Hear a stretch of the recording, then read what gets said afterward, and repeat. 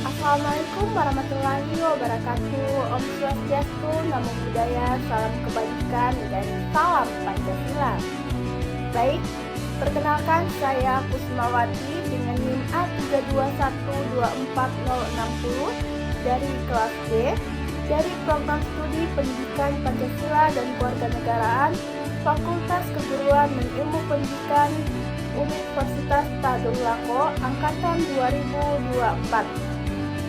Baik, pada kesempatan kali ini saya akan menjelaskan resume saya yang berjudul Bab 11, Hapusnya Hak Penuntutan Pidana dan Eksekusi. Pada mata kuliah Hukum Pidana yang diampu oleh dengan hormat saya sebut namanya Bapak Dr. Hasdin SPD MPD. Langsung saja kita masuk pada materi pertama. A. Hapusnya hak tuntutan. 1. Yang dituntut mendapatkan abolisi atau penghapusan tuntutan pidana yang terpenuhi, yang diminta atau memohon kepada Presiden dan Presiden meminta pertimbangan dari DPR. Kemudian yang kedua, amnesti atau pernyataan ampunan atau penghapusan hukuman. Sudah jatuh vonis yang diberikan oleh Presiden.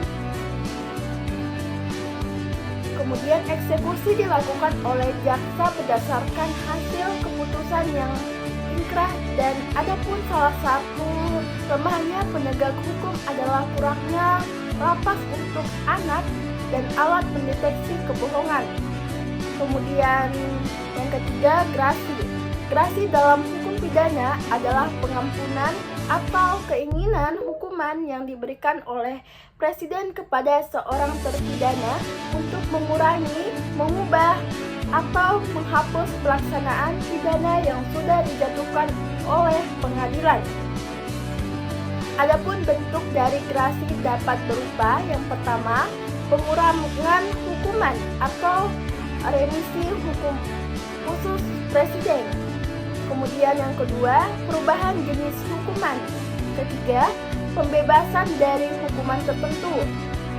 Dalam dasar hukum grasi berada di Undang-Undang Dasar 1945 dalam pasal 14 ayat 1 dan Undang-Undang Nomor 22 Tahun 2022 tentang grasi yang telah diubah dengan Undang-Undang Nomor 5 Tahun 2010 dengan pertimbangan Mahkamah Agung. Kemudian B. Hapusnya hak eksekusi. Sudah ada keputusan yang tetap, hakim harus menjalankan tugasnya untuk mengeksekusi. Kondisi-kondisi ketika jaksa tidak boleh melakukan eksekusi atau tidak bisa eksekusi. Yang pertama, tersangka meninggal sebelum terpidana atau sesudah terpidana meninggal. Kedua, pasal 84 KUHP atau daluarsa. Ketiga, pertimbangan Mahkamah Agung. Adapun pengertian dari tersangka adalah orang yang diduga keras melakukan tindak pidana berdasarkan bukti permulaan yang cukup.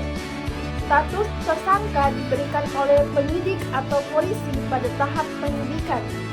Kemudian, terdakwa adalah orang yang sudah didakwa oleh jaksa penuntut umum dan perkaranya telah dilimpahkan ke pengadilan. Artinya, kasus sudah masuk tahap di persidangan. Adapun pengertian dari terpidana adalah orang yang telah dinyatakan bersalah oleh pengadilan melalui putusan yang berkekuatan hukum tetap atau inkrah. Pada tahap ini ia sudah harus dijatuhi dan menjalani pidana. Kemudian C atau yang terakhir, teori hukum. Semua orang yang melakukan hukuman mendapatkan imbalan atau hukuman dalam pasal 10 KUHP, pengurangan dan tambahan hukuman. Kemudian pidana penjara diberikan untuk tindak pidana yang berat dan lebih lama. Sedangkan pidana kurungan diberikan untuk tindak pidana ringan dan jangka pendek. Baik, sekian dari pemaparan resume saya. Lebih dan kurangnya saya mohon maaf. Wabillahi taufiq wal hidayah. Wassalamualaikum warahmatullahi wabarakatuh.